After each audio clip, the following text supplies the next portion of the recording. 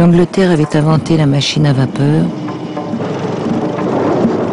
et l'Angleterre avait inventé la doctrine économique de la domination qui allait avec, le libéralisme.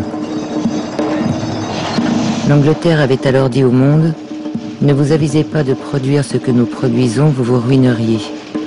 Vous achèterez nos produits et nous en échange achèterons vos vins, vos épices, vos terres, vos enfants. Alors l'industrie s'était transformée et l'Angleterre avait inondé le monde de ses produits manufacturés par une classe ouvrière qui recueillait les pelures de cette domination. La machine à vapeur, ses ingénieurs, Newcomen, Watt, Trevisick, le libéralisme, ses idéologues, Ricardo, Adam Smith.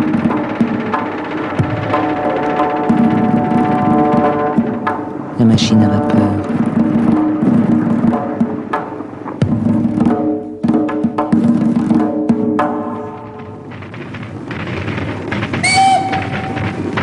Comme tout organisme vivant, l'homme s'occupait d'abord de ses intérêts, d'abord de sa survie. Il déployait son intelligence pour réaliser spontanément des expériences à l'origine de ses progrès.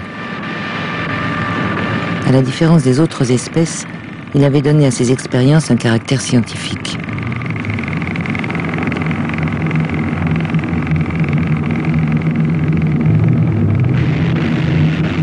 Pour que le progrès puisse s'exprimer, il fallait une idéologie de la modernité. Les esprits prétendus supérieurs se chargeaient de la formuler. Nous attendons de la science qu'elle nous permette d'atteindre les sommets de ce que l'humanité peut produire et de ce qu'elle peut espérer gagner sur cette terre. Tout ce que l'humanité, dans ses souhaits et ses espoirs, dans ses buts et idéaux, a rassemblé dans le concept de Dieu, s'accomplit par la science, avait écrit Oswald, le premier lauréat en 1901 du prix Nobel. La foi d'Oswald était largement partagée, du moins dans certains hémicycles. Mais comme pour contrarier le chimiste allemand, la science qui régnerait sur le siècle serait la physique. Elle avait pour objet l'étude de la matière et des lois qui la régissent. Ce que Planck avait établi en formulant que l'énergie était rayonnée par la matière sous forme de paquets appelés quanta, avait peut-être été le premier grand événement du siècle naissant. Au début du siècle, il faut bien distinguer le travail de physique théorique, celui de quelques savants comme Poincaré, Lorentz, Einstein, du travail des expérimentateurs. Ceux qui tiennent le haut du pavé, en quelque sorte, ce sont les expérimentateurs. Alors sur quoi est-ce qu'ils travaillent? Ils travaillent sur le rayon X, par exemple. Autre grande question, la théorie, précisément la théorie du rayonnement. Si la théorie du rayonnement a eu cette importance, c'est parce que Planck se trouvait à Berlin, qu'à Berlin se trouvaient des expérimentateurs qui travaillaient sur la théorie de la chaleur et du rayonnement, notamment Warburg, qui travaillaient là-dessus, notamment parce que ça intéressait beaucoup l'industrie. Donc c'était important pour l'industrie de pouvoir mesurer la température dans les fours des aciéries avec précision et espérer pouvoir le faire à partir du spectre de lumière qui était émise. Donc ce genre de recherche théorique avait une réelle importance pratique. Et c'est en partie pour cette raison-là que cette question du corps noir est venue à l'avant-plan. Dans la course au progrès, l'Allemagne voulut faire mieux que l'Angleterre et la France voulut faire mieux que l'Allemagne. Alors les instituts de physique fleurirent. Le Kaiser Wilhelm Gesellschaft fut fondé en 1911 grâce à un financement mixte. Une partie des fonds provenait de financiers et industriels, l'autre du gouvernement prussien. Une multitude d'instituts de physique, de chimie et de biophysique fut créée dans le giron du Kaiser Wilhelm Gesellschaft. La science triomphait, le progrès triomphait.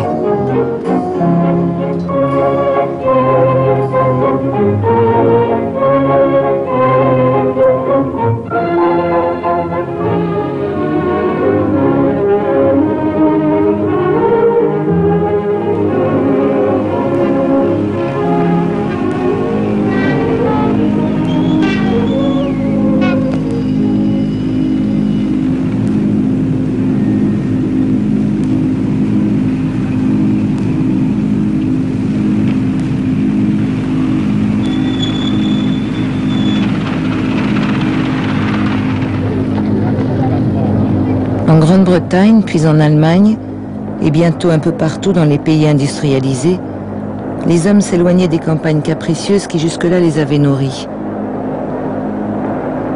Irrésistiblement, les lumières des villes où la science avait pris place attiraient à elle un flux toujours plus grand de travailleurs déracinés, venus recueillir à travers des salaires d'employés ou d'ouvriers les moyens d'une autre vie. Cependant, les discours scientistes ne suffisaient pas toujours à étouffer les cris de ceux à qui le progrès avait encore peu apporté.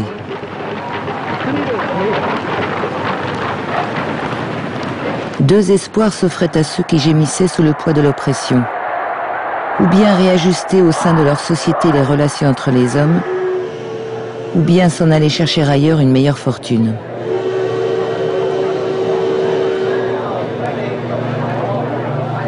Et alors, l'Amérique était devenue la terre promise, vers laquelle tous les miséreux s'étaient retrouvés dans une curieuse alliance avec tous ceux qui voulaient s'enrichir toujours davantage. Ensemble, pressés de réussir, ils avaient reproduit, amplifié et modernisé les schémas de domination de la vieille Europe.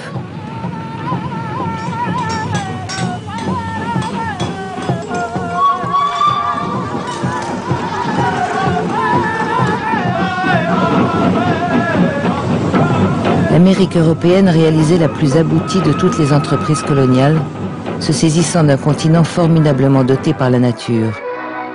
L'aisance du pays attirait tous les savoirs.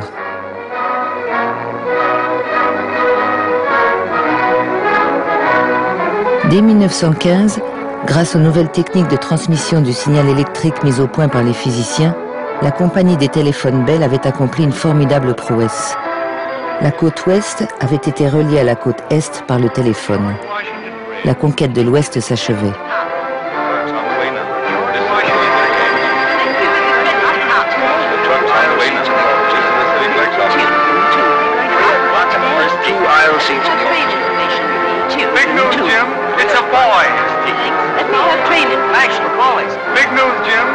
Et l'Amérique crut en sa bonne foi. Les champs de pétrole où John Rockefeller puisait sa richesse ne servaient pas qu'à faire rouler les automobiles. Ils permettaient, à travers des fondations philanthropiques, de bâtir un nouvel hymne au progrès.